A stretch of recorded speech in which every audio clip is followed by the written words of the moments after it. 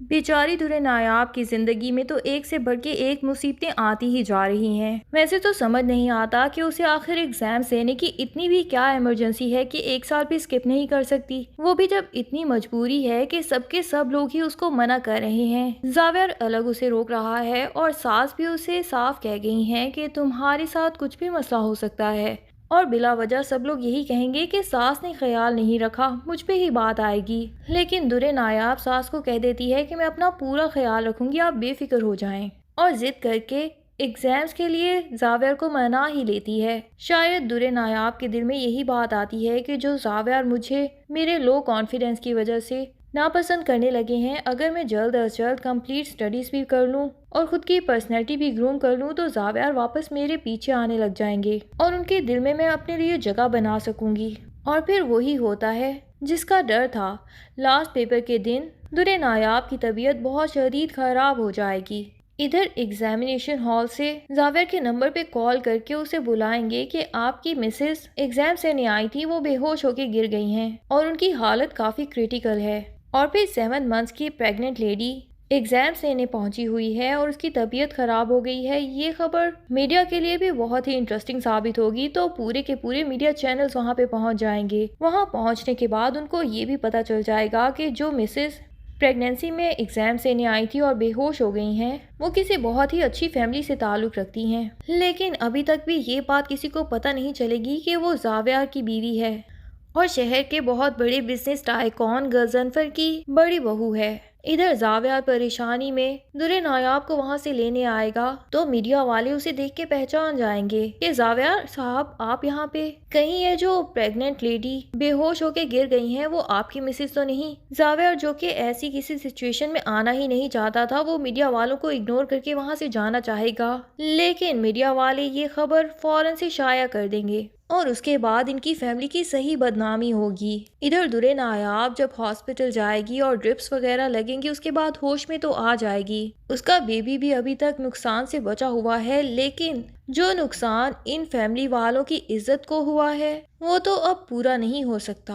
यहाँ सबके सब लोग पहले ही उसके खिलाफ थे, अब तो सबको एक मौका मिल गया और जावियर भी उसे साफ कह देता है कि अब मेरे बर्दाश्त से बिल्कुल बाहर हो चुका है और इससे ज्यादा मैं तुम्हारे साथ गुजारा करना ही नहीं चाहता। दुरे नायाब से कहता है कि बड़ी जिद थी ना तुम्हें एग्जाम देने की, अब पूरी कर ली ना तुमने अपनी जिद, और पक्का इरादा कर लेता है अब की बार दुरे नायाब को छोड़ देने का और अपने पेरेंट्स से ये भी कह देता है कि आप डिवोर्स के पेपर्स बनवा लीजिए, मुझे अब मजीद इस लड़की के साथ बिल्कुल नहीं रहना। यहाँ ये सब ये बातें कर रहे होते हैं बैठकर के जुनेद आ जाता है और कहता है कि क्या प्रॉब्लम हुई है। तानिया उसे बताती है कि तुम्हारी लाडली भाभी ने पूरी दुनिया के सामने हमारी फैमिली को ऐसा जलील किया है कि अब किसी को मुंह दिखाने के काबिल नहीं रहेंगे। लोगों की कॉल्स आ रही हैं और वो पूछ रहे हैं कि आखिर ऐसा हादसा क्यों पेश आया और आपने अपनी प्रेग्नेंट बहू को आखिर क्यों एग्जाम देने के लिए भेजा, ऐसे जैसे उनको एग्जाम देना हमारा ही कसूर है। यहाँ एक एक ने उनको रोकने की कोशिश की, लेकिन वो मैडम अपनी जिद की पक्की थीं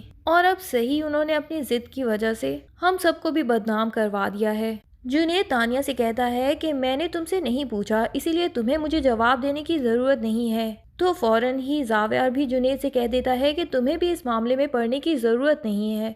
और गजनफर तो अपने बेटे जुनेद को ये तक कह देते हैं कि तुम हो क्या, आखिर तुम्हें इस शहर में जानता ही कौन है। जावियर को पूरी दुनिया जानती है, इस शहर में एक नाम है उसका, पूरे शहर में बदनाम हो गया है, अब जहाँ भी जाएगा लोग उसका पीछा नहीं छोड़ेंगे पता नहीं कितने दिन तक। फिर जात में पूछता है कि तुम आखिर रोक देते मीडिया को, लेकिन जावियर कहता है कि उन लोगों के पास कैमरास थे और लाइव ट्रांसमिशन हो रही थी, मैं आखिर किस किस को और कैसे रोकता। जब तक मेरे माइंड में कोई रिसोर्सेज वगैरह की बात आई थी जिनके थ्रू मैं ये न्यूज़ रुकवा सकूं, तब तक तो ये न्यूज़ शहर में शाया भी हो चुकी थी। इधर दुरे नायाब जब एग्जाम देने जा रही होती है तो तानिया उसके पास आ जाती है और कहती है कि कर लिए तुमने अपने सारी लाइफ के गोल्स अचीव।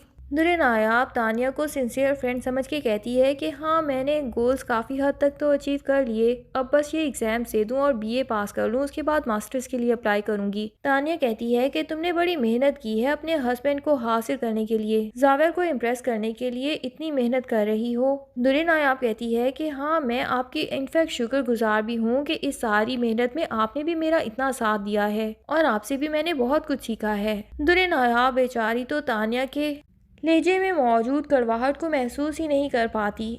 और तान्या उसके बाद उसे कहती है कि जब तुमने अपने सारे गोल्स अचीव कर लिए हैं और जावियर को हासिल करने में कामयाब हो गई हो तो एक बात कहूँ, अब बिला वजह मेरे हस्बैंड के पीछे ना पड़ो, उसे फंसाने की कोशिश आखिर क्यों कर रही हो। दुरे नायाब तो हक्का बक्का रह जाती है कि ये क्या बात कर रही हो।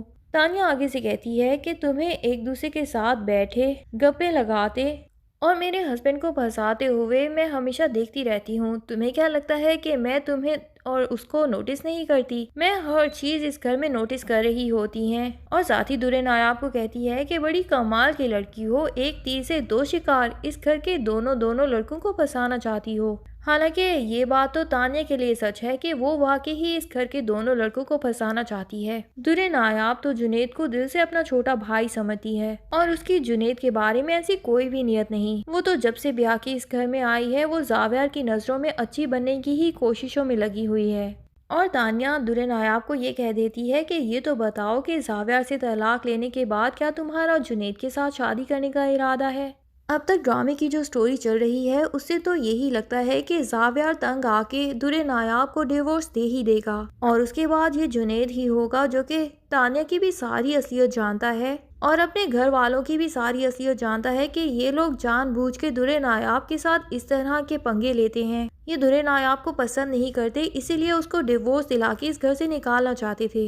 दुरे नायाब की डिवोर्स होते साथ ही तान्या जुनेद को इतना ज्यादा तंग करने लग जाएगी कि वो भी तान्या को डिवोर्स दे दे। और तान्या तो इस घर में पहले ही सबके सामने मजलूम बन चुकी है। जिस तरह वो तो जुनेद के साथ ये ताल्लुक निभाना चाहती है, लेकिन जुनेद ही है जो कि उससे हमेशा दूर दूर रहता है और अपनी पुरानी मोहब्बत को भी याद करता रहता है। और तान्या जिस तरह उसके साथ टाइम स्पेंड करना चाहती है, जुनेद जानबूझ के उसको टाइम ही नहीं देता और फिर उसके ऊपर हाथ भी उठाता है। सबको इस बात में उसने गवाह भी बना लिया है। जानबूझ के नकली एक्टिंग करके उसने सबको यही शो करवा दिया है कि जैसे जुनेद उसके ऊपर हाथ उठा रहा था।